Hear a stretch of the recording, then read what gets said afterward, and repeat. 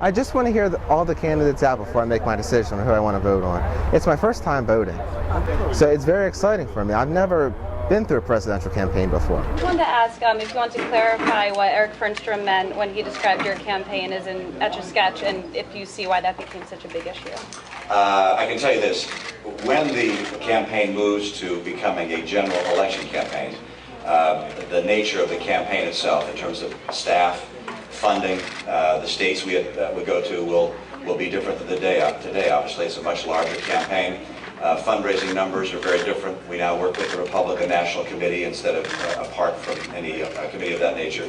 So organizationally, a general election campaign takes on a different profile. The issues I'm running on will be exactly the same. So I'm here talking with you, and I understand the president is out west. He's talking to people out there, trying to explain to them why his energy policies are working so well. And I mean, the man can speak well, but I don't know. Speaking about turning that story around is going to be harder for him to do than even some of the other things he's had to take on. And how he can explain that his policies make a lot of sense, I don't know. He's going to be announcing that he's completing the lower half of the Keystone Pipeline. You know, the one that's coming from Canada? I'm just not quite sure what kind of impact that's going to have, given the fact it's not connected to that Canadian oil. So apparently the slipping poll numbers have convinced him to announce the lower half of that pipeline. If we can get his poll numbers just a little lower, we may be able to get the other side too. So let's get that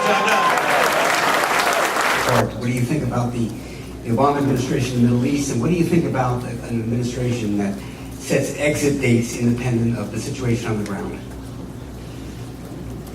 You answered that last question. It's unthinkable that you answered the last one first. That you say here's the date we're going to leave, regardless of the circumstances, because that only communicates one to the enemy.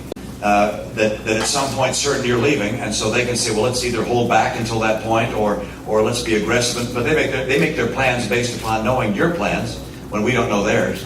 And in the case of course, Afghanistan, by announcing us a date for when combat operations would end, and when we bring our troops out, it told the Taliban what to expect. It told Karzai what to expect. But with regards to Iran, when you said the Middle East, obviously what's happened with the Arab Spring, it's become an Arab winter in some respects. Nations that we hope to become more representative, in some cases, are becoming more Islamist, or we fear that, and that can be very troubling. Time will tell. I'm not in this race as the next step of my political career.